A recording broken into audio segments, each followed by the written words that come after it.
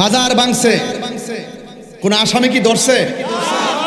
মাজারে আগুন লাগাইছে, কোন আসামি ধরছে? আল্লাহর ঘর মসজিদে আগুন দিয়ে পুরাইছে, আসামি ধরছে? গরু টরু যা সব চুরি করে নিয়ে গেছে, আসামি ধরছে? কেবা কারা গাড়ি ভাঙছে, কেবা কারা ডিল মারছে, হ্যাঁ প্রশাসনের উপরে ডিল করছে, আমি নিজে মর্মাহত। এটা দুঃখজনক, কিন্তু তদন্ত করে প্রকৃত অপরাধীকে শাস্তি দিবে।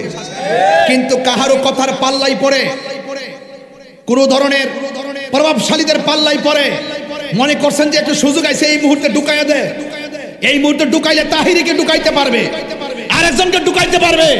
কিন্তু বুঝতে হবে আহলে সুন্নাত ওয়াল জামাত শুধু তাহিরের উপর নির্ভর নয়, আহলে সুন্নাত ওয়াল জামাত প্রত্যেকটা ঘরে ঘরে নবীর সৈনিক আছে। কথা বলে